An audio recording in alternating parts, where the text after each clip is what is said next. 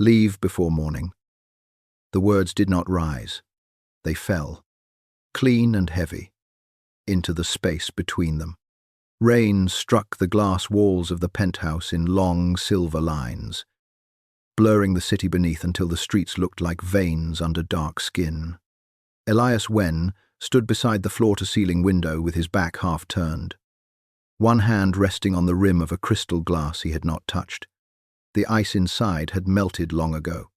He had been waiting in the dark for Lian Shu to come home, and in that waiting, something cold had settled over him so completely that even the rain seemed warmer. Lian stood near the entrance with his coat still damp from the storm. His hair clung to his pale forehead, and his fingers were curled around the strap of his old leather bag.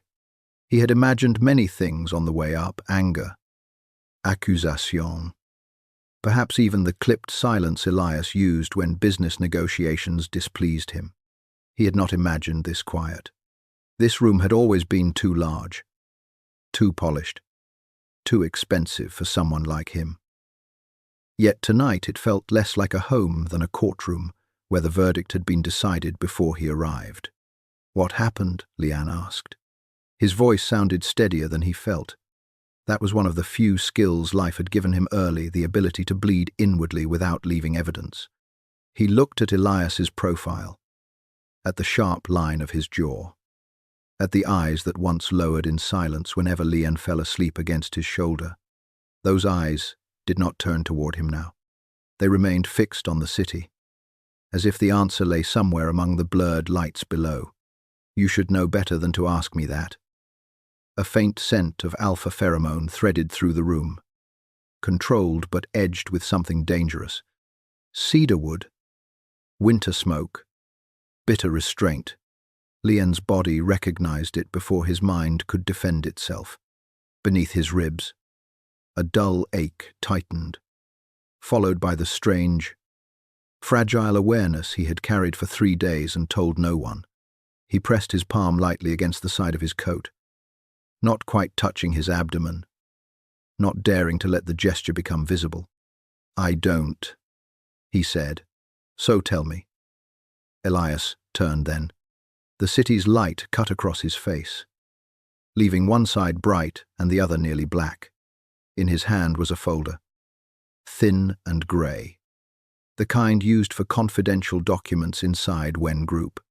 He threw it onto the marble table between them. The folder slid, opened, and spilled photographs, printed emails, transfer records, and a copy of Lian's employee credentials stamped across several pages like a wound. Lian did not move at first. His gaze lowered slowly. He saw his name, his access code, a chain of forwarded documents leading to Sable Holdings, a rival family-owned corporation that had spent years circling Wen Group's acquisition plans like a patient predator. On the final page, there was a photo of him entering a private restaurant 2 weeks earlier. Across from him sat a blurred figure whose face had been conveniently hidden by the angle. His hands went cold. "That meeting was arranged by the legal department," Lian said. "I was sent there to translate for whom," Elias interrupted softly. "A man who does not exist in the records, a client whose file vanished after the acquisition. Leak, should I continue? Or would you prefer to choose your own explanation?" The restraint in his tone was worse than shouting. Elias had always been precise when he was furious, each word measured so that none could be dismissed as impulse. Lian knew that tone from boardrooms, from speakerphone calls, from the aftermath of men who underestimated him and discovered too late that Elias Wen did not need to raise his voice to ruin them. He had never heard it turned fully on himself. "I didn't leak anything." Elias watched him. In the silence, his expression did not change, but something behind his eyes hardened by another degree. It was a small movement, almost invisible, yet Lian felt it like a door locking. "You had access. So did many others. You disappeared for 3 hours after the meeting. The car broke down near West Bridge. I called Mara from the roadside." Lian swallowed. remembering the rain that day too. The dead phone battery, the mechanic's greasy hands, the humiliation of arriving late to the office and finding no one had noticed except the receptionist. "You can check." "I did." The answer struck harder than accusation. For a moment. Leanne could not understand it. If Elias had checked, then he should have found the call record, the repair receipt, the traffic camera footage. He should have found enough to pause, if not believe. But Elias's face was still unreadable. And suddenly Leanne understood something more frightening. Evidence had been gathered not to search for truth, but to support a conclusion already chosen. "Then why am I here?" Leanne asked. "To defend myself, or to listen to your sentence?" Elias's fingers tightened around the glass. For the first time that night, pain flashed through the coldness. So brief, it might have been an illusion. He hated that Leanne could still see him. He hated more that some buried part of him wanted Leanne to deny everything with enough desperation to tear open his certainty. But Elias had been raised in a family where hesitation was punished, where affection was a liability, where the person standing closest was always the one most capable of reaching the heart. "You were never supposed to touch Wen Group's core files," he said. "You gave me clearance. I gave you trust." The room became very still as Leanne looked at him. There had been a time when such a sentence would have warmed him for days, because trust from Elias had never come dressed in softness. It came as an access card placed quietly on his desk, a driver waiting outside after midnight, a bowl of plain congee left in the kitchen when fever stole his appetite. Elias never said tender things. He left evidence of tenderness and pretended not to see when Leanne found it. Now even that word had been sharpened into a knife, and I kept it. Leanne said. A faint, humorless curve touched Elias's mouth. "Did you?" Leanne's breath caught. For one irrational second, he wanted to walk across the room, take Elias's hand, and place it over the fragile secret inside him. He wanted to say there was a child, their child, no bigger than a hidden pulse, already tying his life to Elias in a way no accusation could sever. He imagined Elias freezing, the anger collapsing into shock, perhaps disbelief, perhaps something else. He imagined the room changing shape around them. Then Elias spoke again. "How much did they offer you?" The imagined future died so quietly that no one heard it. Leanne lowered his eyes. On the marble table, the scattered papers trembled under the faint draft from the air system. He saw one corner of a photograph curling upward, his own face captured mid-turn, unaware of being watched. In the picture, he looked like someone with secrets. Perhaps that was enough. In Elias's world, a low-born Omega who had climbed too near power was already a suspect waiting for a crime. He laughed once, very softly. It did not sound like amusement. "So that's what you think of me. What I think no longer matters. It matters to me." The words escaped before Leanne could stop them. They hung there, stripped of dignity. Elias's gaze flickered. Beneath the anger, beneath the pride. Something wounded, answered, and was immediately buried. He placed the glass down with deliberate care. "It shouldn't." Leanne nodded, as if he had received an ordinary instruction. His throat burned. He wondered whether Elias knew how many small humiliations those two words contained. It shouldn't matter that Elias had once waited outside a clinic without asking why Leanne needed treatment. It shouldn't matter that he had memorized which brand of tea eased Leanne's nausea, long before either of them knew the reason. It shouldn't matter that Leanne had foolishly begun to believe silence could also be a form of home. He stepped closer to the table and picked up the documents. His eyes moved over them page by page. The fabrication was clean, elegant, almost intimate in its knowledge of his schedule. Whoever had built this trap knew enough about him to leave no obvious gaps. They had chosen times when he was alone, duties that could be misread, weaknesses that people like Elias had been trained to notice. Someone planned this. Leanne said, "Of course they did." "Then investigate properly." "I have." "No." Leanne lifted his head. His face was pale, but his eyes were no longer dazed. "You investigated until the answer hurt enough to satisfy you. That isn't the same thing." For the first time, Elias crossed the room. His presence changed the air. He stopped on the opposite side of the table, close enough that Leanne could see the faint red veins in his eyes, the sleeplessness hidden beneath composure. Perhaps he had suffered before passing judgment. Perhaps he had spent the night staring at evidence and trying to make betrayal less unbearable by turning it into anger. That realization did not comfort Leanne. It only made the cruelty more human. "Be careful," Elias said. Leanne met his gaze. "Why will you hate me more?" The question struck its mark. Elias's pupils tightened. He had many answers available, all of them colder than the truth. He could say Leanne was not worth hatred. He could say this was business. He could say an Omega who sold information had no right to speak of feelings in his home. Instead, for one suspended second, he said nothing, and the silence revealed too much. Leanne saw it. Elias did hate him, but only because he had mattered. That was the final cruelty. "I wanted to tell you something tonight," Leanne said. Elias's expression closed at once, as if he sensed danger in the softness of that sentence. "If this is another explanation—" "It isn't." Outside, thunder rolled over the city. The lights flickered once, then steadied. Leanne's fingers pressed into the papers until their edges bent. He looked at Elias and saw not only the man before him, but the man who had once draped a scarf around his shoulders in a winter courtyard after a charity banquet. Frowning as though Leanne's shivering had personally offended him, he saw the man who never asked him to stay, yet always left the door unlocked. He saw the man who had trusted him poorly because no one had ever taught him how to trust without fear.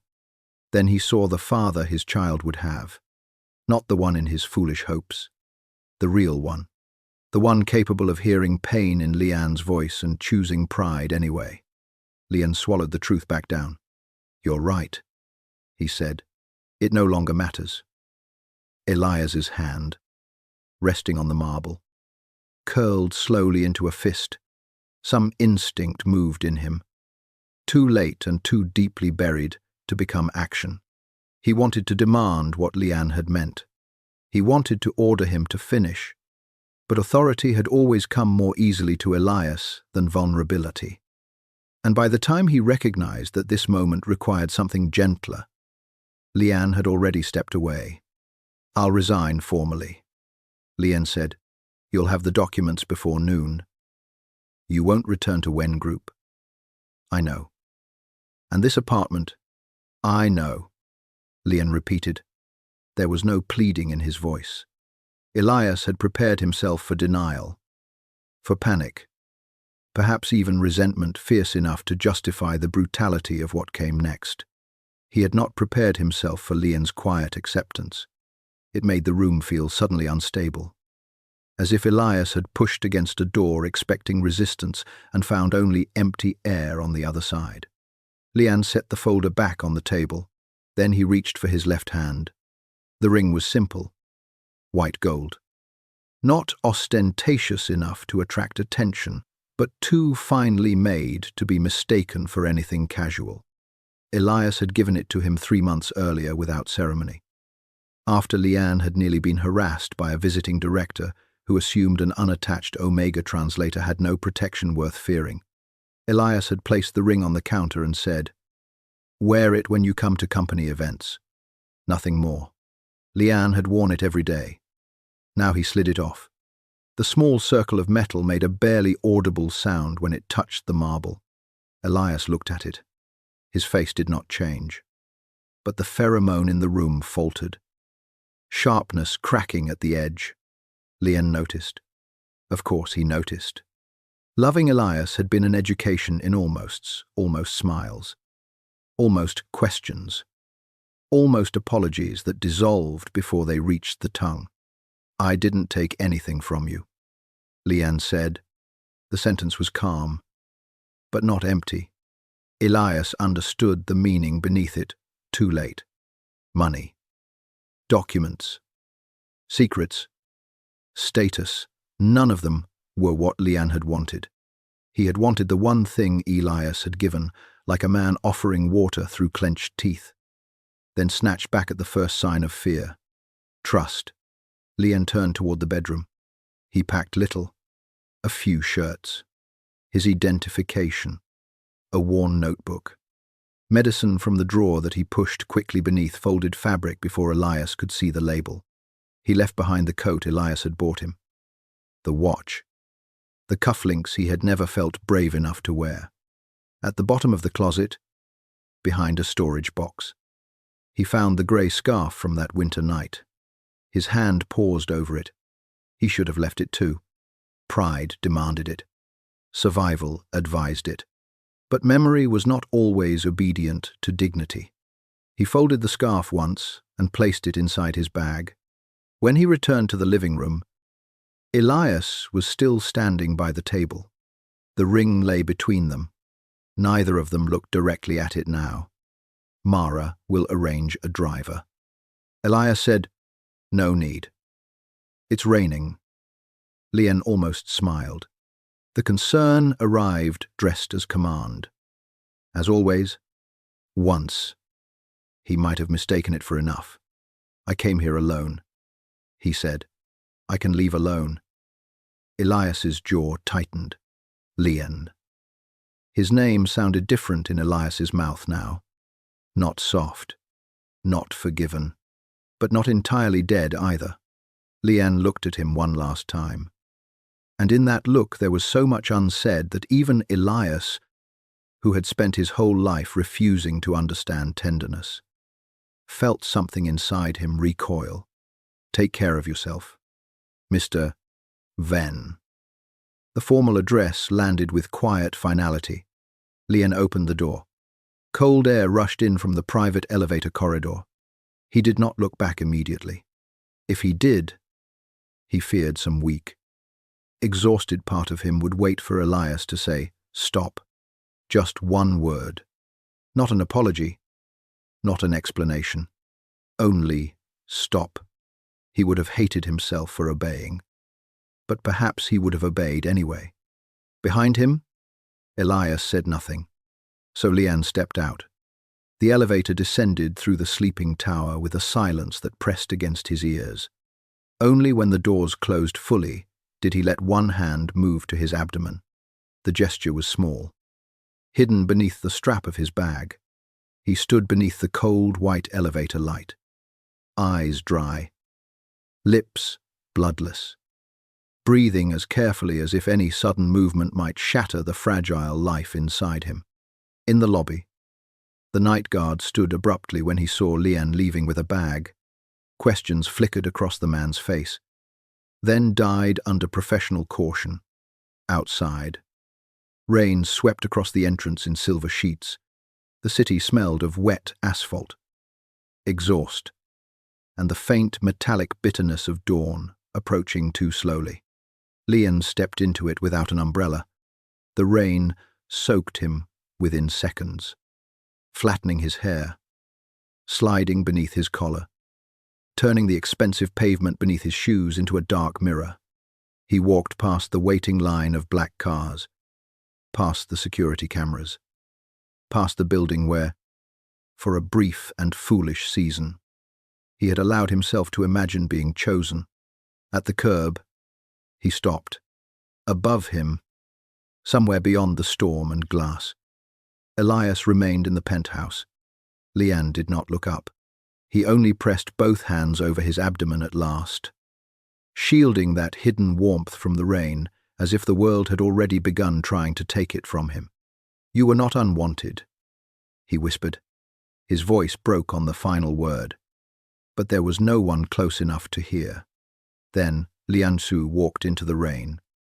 Carrying the child, Elias Wen had just lost without knowing, and the city closed behind him like a secret.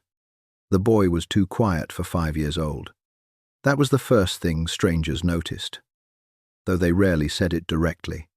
They smiled at him in convenience stores, bent slightly to ask his name, offered candies wrapped in bright paper, and then grew uncertain when he looked back with those clear grey eyes that seemed to examine more than they welcomed.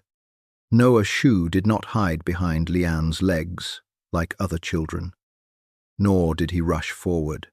He stood still, small fingers curled around the hem of Lian's coat, and waited until the world proved whether it deserved an answer. Lian used to fear that stillness. Later, he understood it as inheritance. The coastal city woke slowly beneath a pale spring fog. Fishing boats returned before sunrise, their engines low and tired in the harbour, while gulls circled above the wet rooftops. Lian rented the second floor of an old bookstore at the end of Starling Lane, where sea wind slipped through the window frames, no matter how carefully he sealed them each winter. The rooms were narrow. The stairs complained under every footstep, and the heating broke twice a year. Still, no one there knew the name Elias Wen as anything more than a distant headline. That had once been enough. "Your tea is getting cold," Noah said. Lian looked up from the contract spread across the kitchen table. The pages were marked in 3 colors, each legal clause translated twice in neat handwriting. A chipped mug sat beside his elbow, steam thinning into nothing. Across from him, Noah had climbed onto a chair with one knee tucked under himself, his breakfast untouched except for the egg yolk he had carefully separated from the white. "You're watching me again," Lian said. Noah blinked, unoffended. "You didn't sleep." "I slept." "You closed your eyes near the window." "That's not sleeping." Lian's pen paused. For a moment, the room seemed to fold inward around the child's calm accusation. Noah had Elias's eyes, but his manner of noticing belonged to neither parent entirely. It was sharper, quieter, almost frightening in its gentleness. He observed sadness the way other children observed weather, not always understanding it, yet knowing enough to prepare. Lian reached across the table and wiped a crumb from the corner of Noah's mouth.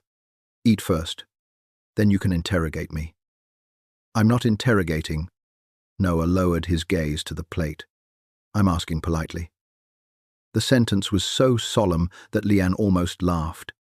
The sound caught halfway and softened into something else. He had learned, over 5 years, that happiness did not arrive like rescue. It came in fragments, a child's warm palm against his neck during fever, small socks drying over a radiator, the smell of rice porridge at dawn.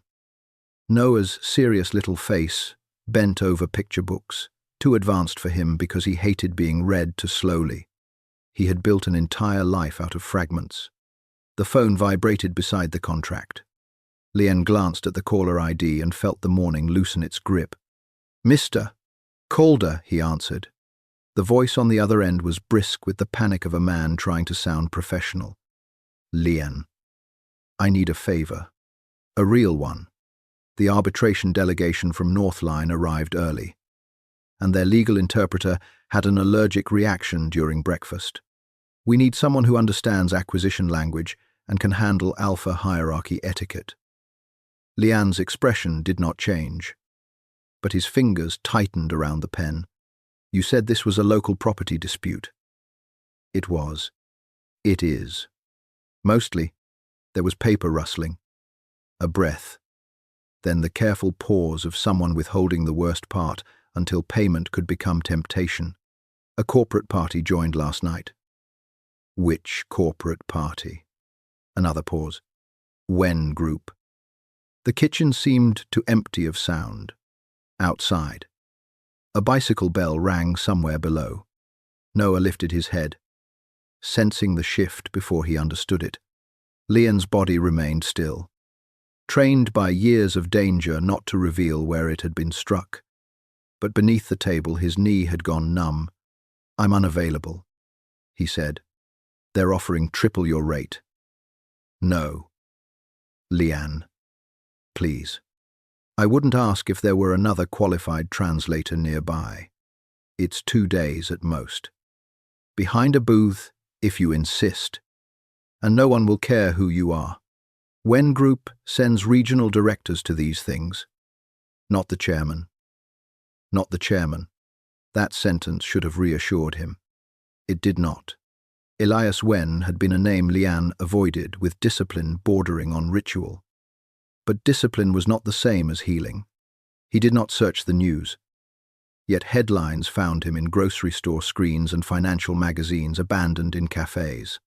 Elias had become chairman 2 years after Leanne left. Wen Group had swallowed competitors, expanded overseas, and turned colder under his hand. People described him as brilliant, ruthless, untouchable. No one described the man who once warmed plain milk because Leanne disliked drinking it cold. "I have my son," Leanne said. "There's a child lounge at the hotel. Bring him. I'll assign our intern to watch him during sessions." Leanne looked across the table. Noah was pretending not to listen, which meant he had heard everything important. His small hand rested beside the plate. Fingers relaxed. But his eyes had taken on that strange watchfulness again. Sometimes Leanne hated how early the world had taught his child to read silence. "I'll send my conditions," Leanne said at last. "No public registration under my old name. No direct contact with Wen representatives outside the interpretation schedule. Payment in advance." Calder exhaled like a man reprieved from execution. "Done." After the call ended, Leanne sat without moving. Noah slid down from the chair and came around the table. "Is Wen bad?" The question was not childish. That made it harder. Leanne placed the pen down carefully. "Wen is powerful. That's not the same." "No," Leanne said. "It isn't." Noah considered this. Morning light touched his hair, turning the dark strands brown at the edges. His secondary gender had not awakened. Of course. But certain alpha traits had appeared: early sensitivity to authority pheromones, unusual emotional control, a territorial instinct that emerged whenever Leanne was ill. Doctors in the coastal city called it rare but not impossible. Leanne called it the thing he feared every time Noah entered a room full of strangers. "If you don't want to go," Noah said, "we can eat cheap noodles this week." Leanne closed his eyes. He had endured many cruelties in life, but nothing punished him like his child offering sacrifice with a straight face. When he opened his eyes again, he reached for Noah and pulled him gently into his arms. Noah allowed it for 3 seconds, then leaned his forehead against Leanne's shoulder, as if granting permission rather than seeking comfort. "We're not going because of money," Leanne murmured. "Then why?" Because running forever was also a cage. Because avoidance had begun to teach Noah that unnamed things were too frightening to face. Because Wen Group was vast, but the world could not shrink every time its shadow crossed the ground. Because it's work, Leanne said, "and I'm good at my work." Noah accepted this with a small nod, though neither of them fully believed it. The Grand Aurelia Hotel stood beside the harbour like a polished blade. All glass, white stone, and discreet security. Leanne arrived before noon in a dark suit he had worn only twice. Noah's backpack slung over one shoulder and a folder tucked beneath his arm. He had cut his hair shorter over the years, changed his glasses, altered the way he dressed. The old Leanne had worn softness like an apology. This one looked composed enough that reception staff addressed him twice as Mr. Shu without hesitation. The lobby smelled of lilies, rain-damp wool, and expensive restraint. Alphas moved through the space in tailored suits, their pheromones suppressed but not absent. leaving faint currents of dominance in the air. Lian felt Noah step closer. Without looking down, he reached for the child's hand. "Too loud?" he asked quietly. Noah nodded once. "Not sound." "I know." Lian took a small blocker patch from his pocket and pressed it beneath the collar of Noah's shirt. The child tolerated it with solemn dignity. Across the lobby, Calder hurried toward them, face flushed with gratitude and stress, and began speaking too quickly about schedules, rooms, procedural rules. Lian listened, answered only what was necessary, and followed him toward the private conference wing. He told himself Elias would not be there.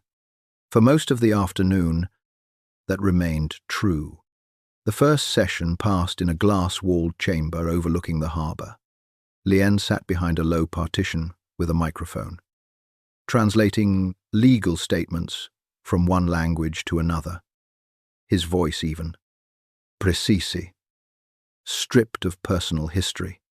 On the other side of the room, Wen Group's regional director, a silver-haired beater named Orson Hale, handled negotiations with icy competence.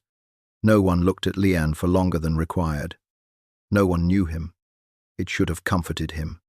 Instead, the anonymity left him strangely hollow. Once, he had feared being recognized. Now he discovered that being erased carried its own ache. The world had moved forward with merciless efficiency. Wen Group still existed. Elias still ruled. Lian had survived. Yes, but survival had required becoming a blank space where a person used to stand. During the break, the intern assigned to Noah apologized in a trembling voice. He said he wanted water, and I only turned around for a moment. "I'm so sorry. Mr. Shu, he can't have gone far." Lian's blood ran cold. He did not scold the girl. Panic was too expensive for that. Which direction? Toward the east corridor. Lian moved before she finished speaking. The east corridor led away from the public lounge and toward the executive elevators. His shoes made almost no sound against the carpet. Every step pulled an old nightmare, closer cameras, guards, family names, a child's identity exposed beneath lights too bright to hide from. Then he heard Noah's voice. "Your hand is bleeding." Lian stopped around the corner. At the far end of the corridor, beneath a wall of pale afternoon light, Noah stood beside a tall man in a dark overcoat. The man held a folded handkerchief against his palm, where a thin red line marked the skin near his thumb. A broken glass lay near the service table behind him, already being cleared by a nervous staff member. Lian did not need to see the man's face. His body knew first. The cedarwood scent was tightly controlled, almost imperceptible, but time had not erased what his bones remembered. It moved through the corridor like winter returning to a house that had spent years pretending spring was enough. Lian's fingers went slack at his sides. For one suspended moment, he was 24 again, standing in a penthouse full of rain and papers, waiting for a word that never came. Elias Wen crouched slightly, not enough to seem undignified, only enough to meet Noah's eyes. "It's nothing," he said. Noah frowned. "People say that when it's something—" The staff member froze. No one corrected him. Elias looked at the child for a long second, and something unreadable passed over his face. Amusement. Perhaps recognition, though he had no reason for it. His gaze lingered on Noah's eyes, the angle of his brows, the stubborn little mouth that refused to soften simply because an adult expected it. "What's your name?" Elias asked. Noah hesitated. Lian's heart struck hard once against his ribs. "Noah." The child answered, "Noah Shu." Elias repeated it silently. His eyes changed, not with understanding. Not yet, but with the first disturbance of instinct. Dominant alphas trusted blood in ways they did not trust evidence. The body knew kinship as scent, as resonance, as a pull beneath language. Elias, who had mastered boardrooms and enemies and his own face, suddenly looked as if the ground had shifted by an inch. "Have we met before?" Noah asked. The corridor held its breath. Elias did not answer immediately. Perhaps no answer was possible. He looked at the boy with an intensity that should have frightened him. But Noah only gazed back, calm and curious, as though he had found a missing piece of a story no one had told him. Before Elias could speak, Leon stepped forward. "Noah." His voice was quiet. It still cut through the air. The child turned. Relief crossed his face. Quickly hidden, Elias straightened. And then, after 5 years of absence sharpened into myth, Elias Wen looked at Lian Shu. Recognition did not arrive dramatically. It entered his face by subtraction. The faint crease between his brows vanished. The practiced indifference stilled. Whatever sentence he had been preparing dissolved before it reached his mouth. He stared at Lian with the blank shock of a man seeing a ghost and realizing the ghost had been alive somewhere without him. Lian walked to Noah and placed a hand on his shoulder. The gesture was gentle, but unmistakably protective. "Thank the gentleman," he said. Noah looked between them. "Thank you." Elias did not take his eyes off Lian. Lian. The name sounded almost the same as before. That was the cruelty of it. Time had changed their lives, their bodies, their histories. Yet Elias's voice still knew where to place the ache.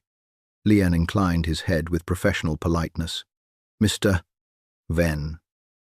Something tightened in Elias's jaw. The formal address had aged between them, growing sharper in the dark. "You're working here." "As an interpreter." "For whom?" "For the party that hired me." It was an answer with no doorway. Elias recognized that too. His gaze lowered briefly to Noah, who had moved closer to Lian without being told. The child's fingers curled into the side of Lian's suit jacket. Not afraid exactly, but watchful. Elias looked at that small hand, then at Lian's face, and one question after another rose behind his eyes. None of them were safe enough to ask in a corridor full of staff pretending not to listen. "I didn't know you were in this city," Elias said. That was the point. The words were soft. They struck cleanly. For a moment. The controlled scent of cedarwood wavered. Noah blinked, sensing it, and Lian immediately shifted half a step in front of him. Elias noticed. Of course he noticed. Elias Wen noticed everything except the things that might have saved them. "I won't disturb your work," Lian said. He turned to leave. Lian. This time, the name carried command before Elias could stop it. Lian paused. Not because he wished to obey, but because old wounds sometimes reacted before pride could intervene. He hated that Elias saw the pause. He hated more that Elias's expression altered with something too close to pain. Noah looked up. "Do you know my dad?" The word landed between them with devastating innocence. Lian's hand on Noah's shoulder tightened by the smallest degree. Elias became very still. His gaze moved from the child to Lian, and the corridor, with its polished walls and expensive flowers, seemed suddenly too narrow to contain the past pressing in from all sides. Lian answered before Elias could. "We knew each other a long time ago." Noah considered this. "Were you friends?" Neither man spoke. Outside the windows, fog shifted over the harbor. A ship horn sounded in the distance, low and mournful, like something lost calling from water. Lian lowered his eyes first. He guided Noah gently away. Each step measured, refusing to hurry because fear would reveal too much. Elias remained where he was. Only after they turned the corner did he look down at his injured hand. The cut had reopened beneath the handkerchief, staining the white cloth red. He did not feel it. His attention was still fixed on the place where the boy had stood, on the eyes that mirrored his own with impossible clarity, on Leanne's protective hand, on the word Dad spoken without suspicion. Behind him, Orson Hale approached cautiously. Chairman Wen. The board call begins in 10 minutes. Elias folded the stained handkerchief once. Cancel it. Orson faltered. Sir. Elias looked toward the corridor where Leon had disappeared. 5 years of certainty. Anger and carefully preserved resentment stirred beneath his ribs like ice beginning to crack. Find out why Lian Shu is here, he said, and find out everything about the child.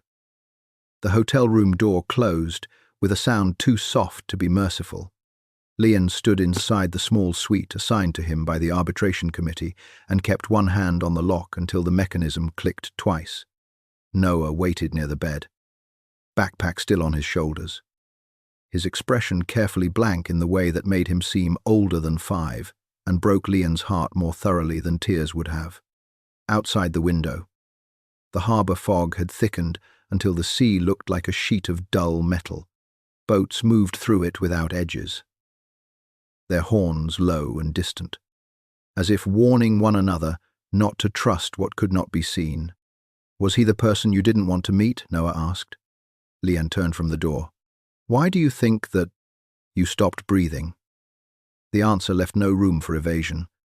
Lian removed Noah's backpack and set it on the chair. His fingers worked slowly over the zipper, though there was nothing inside that needed immediate attention. A picture book, 2 folded shirts, the small box of blocker patches, a packet of crackers Noah disliked but ate when he thought Lian was worried about money. I know him from before.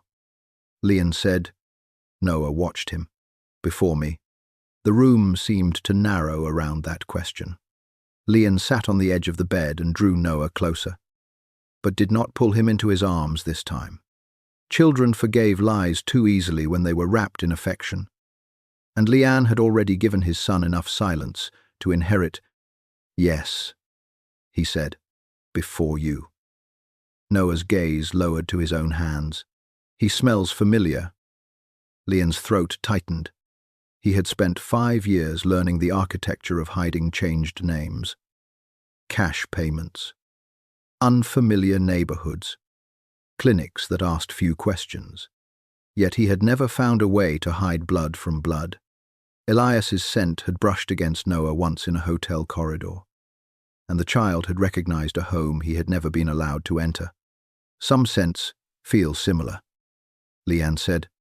Noah did not argue. That was worse. By evening, Lian had decided to withdraw from the assignment.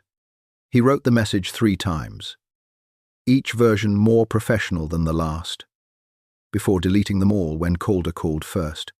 The man sounded as if he had aged 10 years in 6 hours. Lian, please don't hate me, Calder said. That sentence rarely comes before good news. When Group requested you specifically for tomorrow's closed negotiation. Lian closed his eyes. Across the room, Noah had fallen asleep curled on his side, one hand tucked beneath his cheek. The hotel lamp painted his face in soft amber, blunting the sharp resemblance that had shaken Elias in the corridor. Asleep, Noah looked more like himself than anyone's heir. I refuse, Lian said. I told them you might. Chairman Wen said the request would become a condition. Lian opened his eyes. A condition for what? For Wen Group remaining in arbitration instead of moving the dispute to formal litigation. Calder's voice dropped. If they walk, North Line collapses. Dozens of smaller claimants lose standing. I know this isn't fair, but if you leave now, he will make the entire room pay for it. For a moment, Lian heard the rain from 5 years ago. Elias had not changed. Then, he still knew exactly where pressure could be applied without leaving fingerprints. He did not need to drag Lian back by the wrist. He only needed to make refusal cost someone else. Tell him I'll interpret, Lian said. Nothing more. Calder exhaled shakily. Thank you. Don't thank me yet. The closed negotiation began at 9 the next morning in a private conference suite lined with pale wood and soundproof glass. Leanne arrived early, placed his documents in order, checked the microphone, and chose the seat farthest from the head of the table. He had slept little. The face in the mirror before dawn had looked almost calm, which meant it had become good at lying. Elias arrived last. The room changed before anyone announced him. Conversation thinned, shoulders straightened, even suppressed. His alpha presence moved through the space with the certainty of a blade being drawn halfway from its sheath. He wore a black suit without visible ornament. His hair brushed back from a face that seemed carved by sleepless discipline. A small bandage crossed the side of his right hand where the glass had cut him the day before. Leanne saw it and hated himself for seeing it. Elias did not look at him immediately. He greeted the arbitrator, exchanged brief words with Northline's representative, and took the seat opposite Leanne rather than the chairman's position at the head. It was a minor disruption of protocol. Everyone noticed. No one commented. Only then did he raise his eyes. Leanne lowered his gaze to the documents. The session may begin, he said in the neutral tone of an interpreter. For the first hour, they existed as voices passing through other people's mouths. Leanne translated claims, objections, financial figures, legal caveats. Elias spoke rarely, but every sentence altered the direction of the room. He had always been most dangerous when quiet. Men mistook silence for patience until they discovered it was calculation. Yet Leanne noticed things he should not have noticed. Alias drunk no coffee. He turned the ring on his little finger once, then stopped when he realized the motion. He did not use Leanne's old name in front of the others. When a Northline lawyer made a careless remark about replaceable contract staff, Elias looked at him with such cold precision that the man corrected himself before Leanne could translate the insult. It should not have mattered. At noon, the arbitrator called a break. People left in clusters, relieved to breathe outside the pressure of Elias's presence. Leanne remained behind to organize his papers. He waited until the door shut, then spoke without looking up. You're enjoying this? Elias stood by the window. No. You forced me into the room. I required the best interpreter available. There are others. Not for this. Leanne finally looked at him. The harbor light fell between them, white and unforgiving. Don't insult me by pretending this is about work. Elias's expression did not shift, but his hand closed at his side. Then don't insult me by pretending yesterday meant nothing. The sentence entered the room more quietly than either of them expected. Leanne felt it touch places he had sealed carefully. He gathered the documents into a stack, aligning the edges until his fingers stopped trembling. Yesterday was a coincidence. Was the child a coincidence too? The papers slid slightly under Leanne's hand. Elias saw it. His face sharpened, not with triumph, but with the controlled intensity of a man watching a crack appear in a wall he had spent years striking blindly. He stepped away from the window. How old is he? Leanne's pulse became very slow. That's not your concern. Leanne. No. The word came out low, but it carried every year between them. You don't get to use my name like a key. Elias stopped. For a moment, the past stood with them. The penthouse, the documents, the rain, a ring left on marble. Elias looked at Leanne's face as if searching for the younger man he had known and finding only the outline left after fire. There had been softness once, not weakness, though Elias had been too wounded by his own upbringing to know the difference. Now Leanne's calm had become armor, and Elias recognized, with a strange internal recoil, that he had helped forge it. I looked for you, Elias said. Leanne's mouth curved faintly. It was not a smile. Did you? The question was gentle enough to be cruel. Elias had sent people. Yes, quietly at first, then angrily. Then, with the cold persistence of a man who refused to admit he was searching for something other than a fugitive. But he had searched within the boundaries of pride. He had looked for bank activity, travel records, employment traces. He had not gone to the cheap clinics. He had not asked the kind of questions that required imagining Leanne frightened. Sick, pregnant, alone. He had searched for a traitor, not for the person he had lost. Leanne read the answer in his silence. Then you looked in the wrong way, he said. Before Elias could respond, the door opened. Mara Shen entered with a tablet in hand and stopped almost imperceptibly when she saw the distance between them. She was in her late 30s, composed, sharp-eyed. One of the few people at Wen Group who had once treated Leanne as if competence mattered more than birth. Her gaze touched his face, softened by a fraction, then returned to professionalism.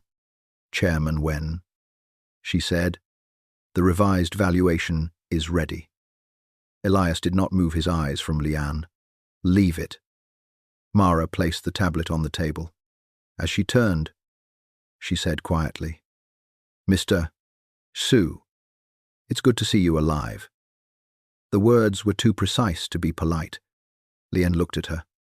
For the first time since entering the room, something in his expression shifted. Thank you, he said. After she left, Elias remained silent. That single sentence had unsettled him more than accusation. Alive. Not well, not back. Alive. As if survival itself had been uncertain after the night he sent Leanne away. He looked at Leanne's wrists, thinner than before, at the faint shadows under his eyes, at the way he held himself as if always prepared to leave through the nearest exit. What happened to you after you left? Elias asked. Leanne picked up his folder. You lost the right to that story. The afternoon session was worse because both of them now knew the room could not contain what had awakened. Elias's attention followed Leanne with an almost physical weight. He noticed when Leanne's scent blocker began to fail near dusk. Faint traces of rain-washed pear blossom slipping through the sterile hotel air. He noticed Leanne pressing 2 fingers to his temple when the alpha pheromones in the room grew too dense. He noticed, with a deepening unease, that Leanne seemed practiced at enduring discomfort without expecting anyone to intervene. So Elias intervened anyway. Clear the room for 10 minutes, he said. The arbitrator blinked. Chairman Wen. The air filtration is inadequate. No one argued. Chairs scraped back, documents closed, bodies left. Leanne remained seated, stunned into stillness despite himself. When the door shut, the room's pressure eased as the ventilation system rose to full power. Elias stood at the far end, deliberately keeping distance. You didn't have to do that, Leanne said. I know. Then why? Elias looked at him, and for once the answer did not arrive in the shape of command. Because you looked like you were about to faint. Leanne hated the sudden weakness in his chest. Tenderness from Elias had always been most dangerous when it came without announcement. It entered through practical doors, disguised as irritation or necessity, and settled where resentment could not easily reach. I'm fine, Leanne said. You've always said that when you weren't. The words should have angered him. Instead, they exhausted him. He turned his face toward the window, where the harbor fog had begun to glow with evening lights. For one breath, neither of them was cruel. Neither of them was forgiven.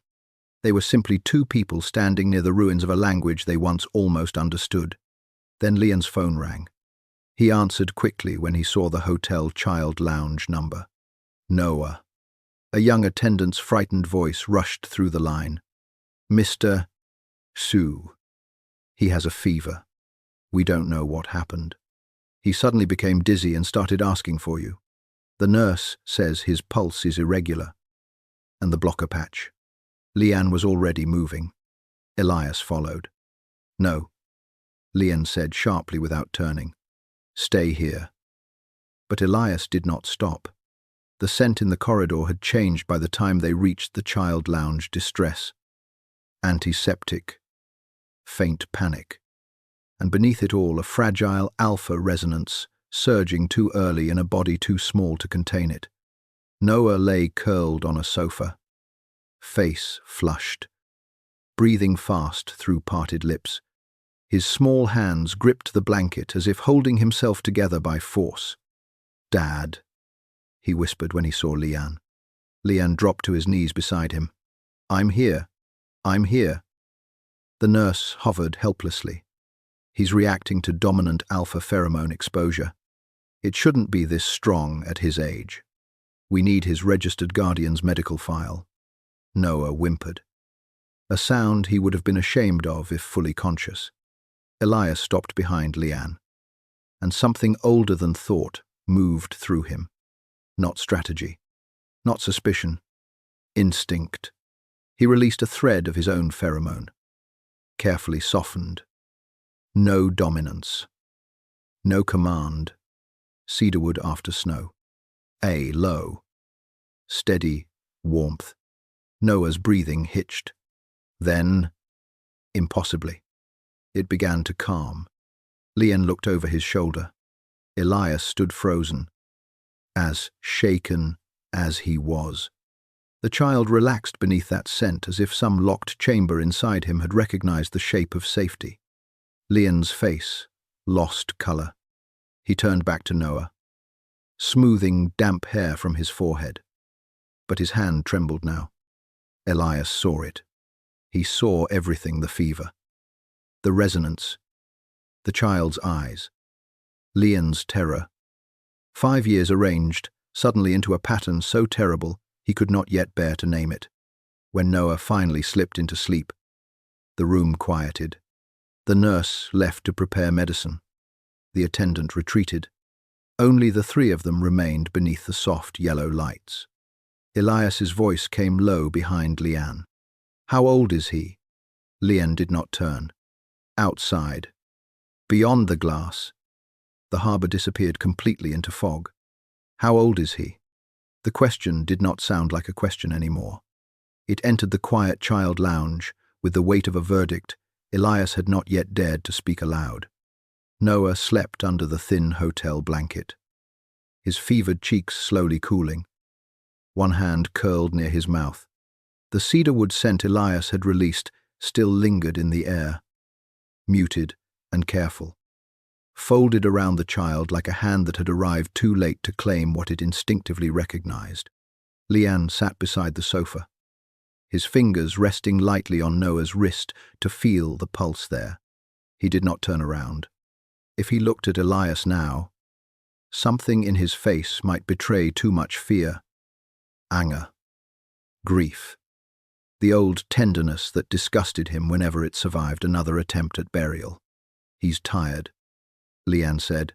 You should leave. Elias looked at the child's face. He looked at Leanne's hand. Too thin, too steady, guarding that small wrist as if guarding a kingdom. That isn't an answer. No, Leanne said. It's a boundary. The word landed with quiet force. Elias had built his entire life on crossing boundaries before others could build walls high enough to keep him out. Markets, families, rivals, boardrooms. He knew how to enter by law, by money, by pressure, by patience sharpened into a weapon. But Leanne's back remained turned to him, and somehow that unyielding stillness made Elias feel absurdly, like a man standing outside a locked door in the rain. Noah reacted to my pheromone. Elias said, he reacted to a stabilized dominant alpha scent during a fever spike.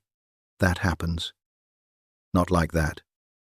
Lian's fingers tightened around Noah's wrist. "You're not his doctor." "I don't need to be." At last. Lian turned. His face was pale under the warm lounge lights, but his eyes had gone cold in a way Elias had never seen 5 years ago. Back then, even wounded, Lian had still looked at him as if some part of him expected Elias to become better than his cruelty. That expectation was gone now. Elias found himself standing before the absence of faith, and the loss felt more punishing than hatred. "You need to be nothing to him," Lian said. A muscle moved in Elias's jaw. "Is that what you decided?" "It was what you decided first." The room fell silent except for Noah's breathing. Elias had no answer because the answer was lying between them, small and sleeping, with his fever dampening his hair and his lashes casting fragile shadows over cheeks Elias had never touched until that afternoon. 5 years ago, Elias had believed certainty was strength. He had held evidence in one hand and pride in the other. And when Lian left, he had let him go because stopping him would have required admitting fear. Now fear had returned with a child's face. The nurse came back with medicine and instructions, breaking the moment before either man could bleed more openly. Lian listened, asked precise questions, and signed the temporary medical form under his current name. Elias noticed the signature, Lian Shu, written with a firmness that did not match the exhaustion in his hand. No alias, no attempt at denial. The name had always been his. Elias had been the one who turned it into something dangerous. When the nurse left, Lian lifted Noah carefully. The child stirred, murmured against his shoulder, and settled again. Elias took one step forward before he could stop himself. "Let me help." Lian's gaze stopped him more effectively than any command. "You've helped enough." He carried Noah out of the lounge alone. By dawn, Lian had left the hotel. The resignation message reached Calder at 5:17 inches the morning, written with impeccable politeness and no apology. Payment for the unfinished portion would be returned. Emergency circumstances required withdrawal. Future communication should be sent through the agency office. There was no forwarding address, no personal note, no trace of panic. It was the kind of message written by someone who had packed before the decision was made. Elias read a copy of it in his suite as pale light spread over the harbour. Mara stood near the table, tablet in hand, watching him with the disciplined neutrality of a woman who knew her employer's silences too well to trust them. The chairman of Wen Group had not slept. His shirt collar was open at the throat, his suit jacket abandoned over a chair, and the bandage on his hand had loosened, showing the cut beneath. He looked less like a man wronged than a man beginning to understand the shape of what he had done. "Find him," Elias said. Mara did not move. As an employee, his eyes lifted. "As what?" Then she asked. The question was dangerous. 5 years ago, no one inside Wen Group would have dared ask it. But Mara had been there before the fall. She had seen Lian translating until midnight with fever in his hands. She had seen Elias leave medicine outside an office door instead of knocking. She had seen the ring appear on Lian's finger and disappear after the scandal, without anyone admitting what it meant. Elias looked away first. "As someone I should have found properly." Mara's expression softened by the smallest degree, though her voice remained level. "Then you'll need to begin with what you refused to examine." She placed a folder on the table. It was not thick. That made it worse. Elias opened it. The first page was a repair receipt from Westbridge, dated 5 years earlier, time-stamped 42 minutes after Lian's alleged meeting with the Sable contact. The second was a call log from Lian's old phone to Mara's office line. The third was a traffic camera still showing Lian standing beside a stalled taxi in the rain, holding his bag against his chest while a mechanic leaned under the hood. Elias stared at the image. "I requested these records," he said. You requested them from Security Division. Mara replied. Adrian Wen's team handled the internal review.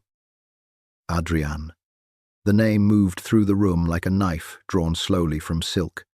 Elias's cousin had always been patient, charming, wounded in ways that made others underestimate the ambition beneath his courtesy. He had lost the succession vote to Elias by a narrow margin. He had also been the first to suggest that Lian's access should be investigated after the leak. Speaking with such regretful sympathy that even Elias had mistaken malice for concern. Mara continued. There were inconsistencies. I raised them twice. Elias looked at her. You never told me. I tried. For the first time, anger edged her composure. You told me the matter was closed. The words struck harder because he remembered saying them. Not loudly, not cruelly, just finally, in the tone he used when no appeal was permitted. He had sealed Lian's fate with administrative efficiency and called it discipline. Elias turned the page. An archived clinic appointment appeared next. The patient name had been partially redacted because of privacy law. But enough remained, Lian Shu. Date 3 days before the night he was expelled. Department prenatal consultation. The room disappeared. For a moment. Elias did not hear the harbour traffic below or Mara's careful intake of breath. He saw only Lian standing in the penthouse doorway with rain on his coat. One hand almost touching his abdomen before dropping away. He heard Lian say, I wanted to tell you something tonight. He heard himself interrupt. He heard himself ask how much they had offered him. Something inside Elias went very still, then broke without sound. How long have you known? He asked. I suspected last night after seeing the child. Mara said, I confirmed the appointment an hour ago through legal channels available to Wen Group because the original case involved corporate misconduct. The medical details remain sealed. But the department entry is clear. Elias touched the edge of the paper. His fingers left a faint smear of blood from the reopened cut. Pregnant. Lian had been pregnant. Not merely leaving, not merely accused, not merely humiliated by the man whose trust he had thought he owned. He had walked into the rain carrying Elias's child beneath his heart while Elias stood in the warmth and said nothing. Mara did not offer comfort. Perhaps she understood that comfort would have been obscene. What do you want done? She asked. Elias closed the folder slowly. Everything from the old leak, every transfer, every person who touched the files, every private communication Adrian had that month. And Lian, at the name. Elias's face changed, though not enough for anyone untrained to notice. Do not frighten him. Do not corner him. Find where he went, only if it can be done without alerting anyone outside this room. Mara studied him. Adrian may already know. Elias's gaze darkened. Across the city, Lian was packing under a sky the colour of ash. The bookstore owner downstairs had not asked questions when Lian requested the return of his deposit. Mrs. Vale had lived long enough to recognize departure that was not chosen freely. She only wrapped rice cakes in paper for Noah and told Lian to take the back road out of town because construction had closed half the harbour route. Lian thanked her, and the old woman touched his sleeve once. A gesture so brief he nearly came undone from it. Noah sat on the bed between folded clothes, still pale from the fever. Are we running again? Lian paused over the suitcase. Again, the word was small, accurate, unforgiving. We're moving before things become complicated, Lian said. Noah looked at him. That means running. Sometimes Lian wished his son had inherited less from both of them, less of Elias's devastating perception, less of his own habit of surviving by naming danger quietly. He crossed the room and crouched before Noah. I'm sorry. Noah's brows drew together. Did I do something wrong because I talked to him? No. The answer came too quickly. Almost fiercely. Lian took Noah's hands. They were warm now, no longer trembling. Noah, listen to me. You did nothing wrong. None of this is because of you. Then is it because of him? Leanne could not lie. Not completely. It is because adults made choices before you were born. Noah absorbed that with a child's grave seriousness. Bad choices. Leanne thought of Elias's face in the lounge. Stunned and silent as Noah calmed under his scent, he thought of the bandaged hand, the quiet intervention in the conference room, the way Elias had looked at the child, not with calculation but with something raw enough to frighten both of them. Yes, Leanne said, some of them were very bad. Before Noah could ask more, Leanne's phone vibrated. Unknown sender. The message contained no greeting, only a photograph. Leanne opened it and felt the room tilt. It was taken from across the street that morning, Noah walking beside him under the bookstore awning. One small hand tucked into Leanne's coat pocket for warmth. Beneath the image, a single sentence appeared. Disappear again. And the Wen family learns what you hid. A second message followed before Leanne could breathe. Stay. And perhaps the child keeps his name. Leanne stared until the letters blurred. His first thought was not of Elias.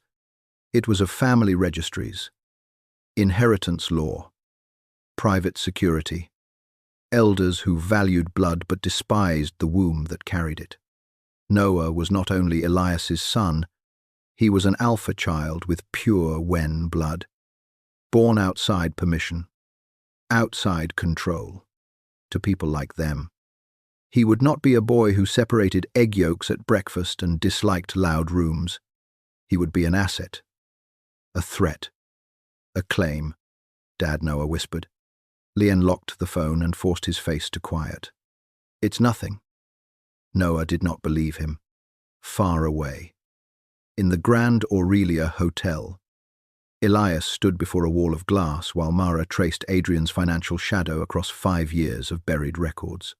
Shell accounts, deleted access logs, a bribed analyst, now living overseas.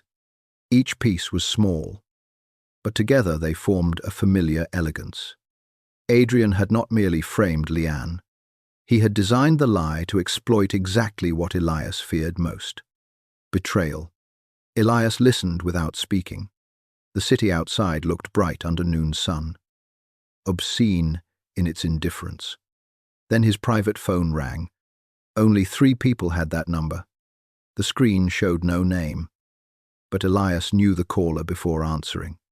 Adrian's voice came warm and regretful. Cousin, I heard you had an eventful evening. Elias's hand closed around the phone. Choose your next words carefully. A soft laugh, still so severe. I only wanted to remind you that the Wen family has rules for illegitimate heirs, especially alpha ones. Such matters become ugly when handled emotionally. Elias went cold to the bone. Adrian continued, voice lowering with polished sympathy. If the Omega is sensible, he'll accept protection. If not, well, children deserve stable households, don't they? The line went dead. Elias stood very still. For 5 years, he had believed the worst thing he could feel was betrayal. He had been wrong. There was something worse, the knowledge that Leanne had been innocent, that Noah had been hidden not out of spite but survival, and that the danger Elias had once failed to protect them from had already found their door. When he finally turned, his face had emptied into something terrifying. Mara, he said, find Leanne before Adrian does. The scandal broke at 7:03 inches the morning. By Shadem Jeshinch, every financial terminal inside Wen Group had turned red. The first headline did not use Leanne's name, but it did not need to. It called him the disgraced Omega interpreter, once dismissed for corporate espionage. It called Noah a suspected alpha heir of uncertain legitimacy. It called Elias Wen's silence a destabilizing threat to succession order. By the time the elevators opened on the executive floor, The story had already multiplied across private investor channels, anonymous society forums, and internal board messages written with the kind of panic that disguised itself as concern for governance. Elias stood in the conference room before the full wall of screens and watched his son become a rumor. Noah's face was blurred in the leaked photograph. But not enough. His small hand was tucked into Leanne's coat pocket. His head was slightly turned, showing the clean line of his profile. The dark hair. The stubborn mouth Elias had once seen in the hotel corridor. It was an ordinary image. A child walking beside his father under a bookstore awning. And that ordinariness made the violation worse. Someone had taken the softest part of Leanne's hidden life and turned it into a weapon. Mara stood beside him, pale with controlled anger. We're tracing the first upload. It passed through 3 proxy accounts, but the language pattern matches Adrian's media consultant. Not enough. Elias said. No, she admitted. Not yet. Behind them, board members filled the room in restless clusters. Some had come in person. Others appeared on secure video feeds. Their faces strained by the market's immediate reaction. Wen Group had survived hostile takeovers, regulatory raids, and succession battles fought politely over dining tables. Yet nothing frightened old families more than blood outside their chosen order. A child could become a legal claim. An Omega could become a stain. A scandal could become an opportunity for the wrong branch of the family. Helena Wen arrived last. Elias's mother wore pearl grey silk and no visible expression. Age had not softened her. It had refined her cruelty into elegance. She had once taught Elias that affection was a door through which enemies entered. When he was 8, she made him burn letters from his father, because grief, she said, gave servants something to gossip about. When he was 20, she told him never to keep an Omega close enough to learn his weaknesses. Elias had believed he had outgrown her lessons. That morning, with Leanne and Noah's lives on every screen, he understood how deeply some teachings could rot beneath the skin. This meeting begins now, Helena said. No one objected, though Elias had not given her authority to lead it. A director from the legal committee cleared his throat. Chairman Wen. Until paternity can be confirmed. The recommended strategy is denial. We state that the child has no recognized relation to the Wen family and that the Omega in question was previously dismissed for cause. This protects the group from inheritance speculation. Dismissed for cause, Mara repeated softly. The director avoided her eyes. That remains the official record. Elias looked at the screen. Leon's blurred figure stood beneath the awning, shoulders angled protectively toward Noah. 5 years ago, official records had been enough for him too. They were attacked because of our record, Elias said. A murmur moved through the room. Helena's gaze sharpened. They were attacked because someone believes you are emotionally compromised. Elias turned to her. Someone. Her expression did not change. Do not make accusations you cannot yet prove. I don't need proof to choose protection. No, Helena said, but you need proof to preserve control. If you publicly acknowledge the Omega now, you invite every faction to question the succession structure. If you acknowledge the child, you trigger inheritance review. If you defend them both before clearing the espionage charge, you link Wen Group's chairman to a former internal traitor. The word traitor entered the room like old poison. Elias felt it work through him, searching for the grooves where it used to fit. There was a time when that single word would have been enough to harden him. Betrayal had been the cleanest explanation for pain. It required no self-examination, no admission of fear. One could hate a traitor with dignity, but Leanne had not betrayed him. Leanne had left in the rain carrying his child. Prepare a public statement, Elias said. The legal director brightened with visible relief, denying, suspending Adrian Wen from all executive authority pending an internal and criminal investigation. The room went silent. On the far screen, one elderly board member leaned forward, Chairman Wen, that would confirm internal fracture. It exists whether we confirm it or not. Helena's voice dropped. Elias. He looked at her, and for the first time in his life, did not hear command in her use of his name. He heard only another person trying to preserve a house built on controlled damage. Any further leak involving Lian Shu or his son will be treated as an attack against me personally. Elias said, Wen Group's legal division will petition for immediate removal of identifying content. Security will be assigned discreetly, not visibly. No one contacts the child. No one approaches Lian without my authorization. Helena's mouth tightened. His son. Elias held her gaze. My son.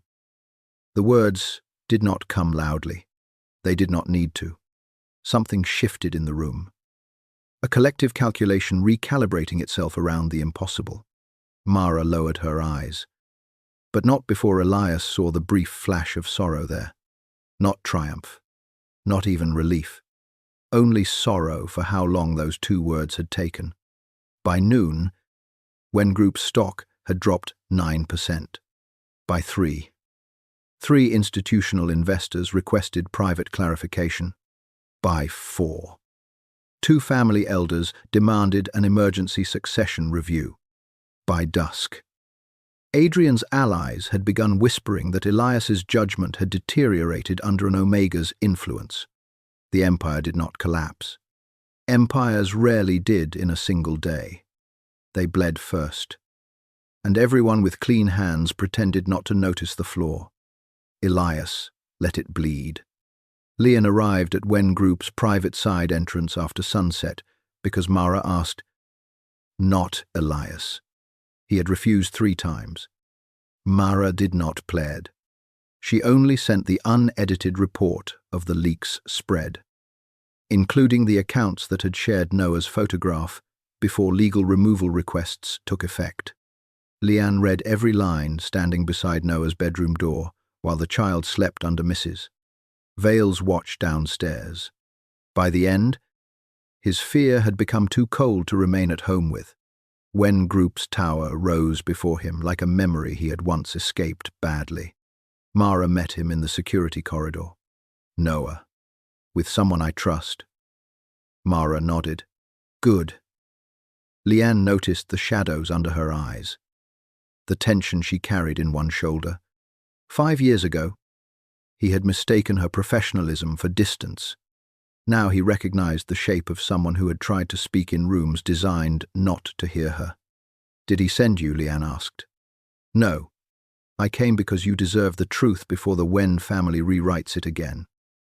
That answer made Lian follow. Elias was alone in a smaller executive lounge, standing beside a long table covered with documents. The city beyond the glass burned with evening light. Gold and indifferent. He had removed his tie. His sleeves were rolled to the forearms, and the bandage on his hand had been replaced. Cleaner this time. He turned when Lian entered, and for one foolish second both of them looked at each other as if the years between them might step aside. They did not. Lian stopped near the door. You acknowledged him. Elias said, Yes. Publicly enough for your enemies to know. Privately enough for your family to hunt. I assigned protection. Lian laughed once. It was quiet. Stripped of humor. Protection. Is that what you call it when the danger came from your name? Elias accepted the blow without flinching. Yes. The admission unsettled Lian more than denial would have. He had come prepared for command, for justification, for the polished arrogance of a man accustomed to buying solutions. He had not prepared for Elias standing there with the ruins of his own certainty laid out on the table. Adrian framed you.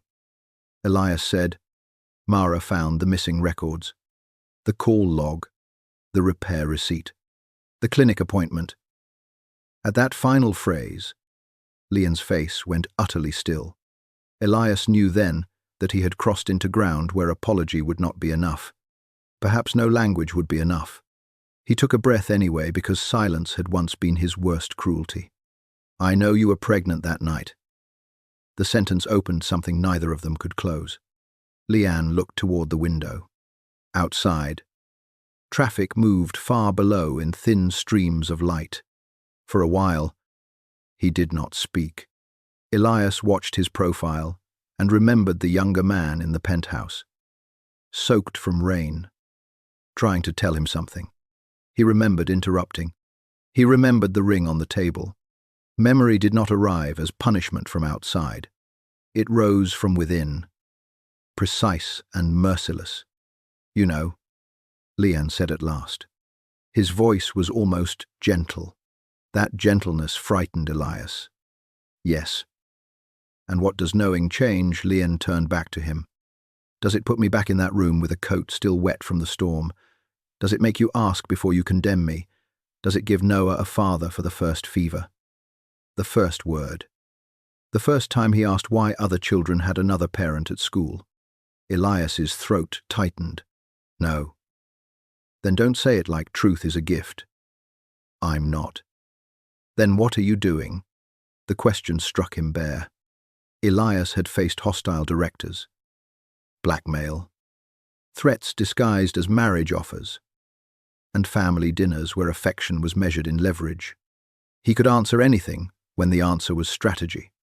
But Leanne stood before him, asking for something more difficult than strategy, an honest account of a heart that had chosen cowardice while calling itself strength. "I'm trying to stand where I should have stood then," Elias said. Leanne's eyes reddened, but no tears fell. "There is no then anymore." "I know." "You don't." Leanne stepped closer, and the 5 years between them seemed to sharpen with every inch. "You lost a lover you believed betrayed you. I lost shelter, work, name, safety, and the right to be weak while carrying your child. I learned which clinics would treat an unmarried Omega without calling a guardian. I learned to lower my scent until I couldn't recognize myself. I learned to smile when Noah asked why no one came to school events with us." Elias did not move. He looked as if each sentence entered him and remained there. Leanne's voice dropped. "The person you owe an apology to stood in the rain 5 years ago. He waited until the elevator doors closed before he cried, because he still thought, foolishly, that you might come after him. That person is gone." Elias's hands curled slowly, not in anger, but to keep from reaching for what he had no right to touch. "Then I'll apologize to who remains." "You think apology is a door?" "No." Elias's face was pale now. "I think it's the floor. I don't deserve to stand higher than that." The room quieted. For one dangerous moment, Leanne almost believed him, not forgave him, never that quickly, but believed that the man before him was not the same man who had let silence become abandonment. The recognition hurt. Hatred had been easier when Elias remained unchanged. Then Leanne's phone vibrated. "Mrs." Vale's name appeared on the screen. He answered immediately. "Is Noah awake?" The old woman's voice came thin and frightened.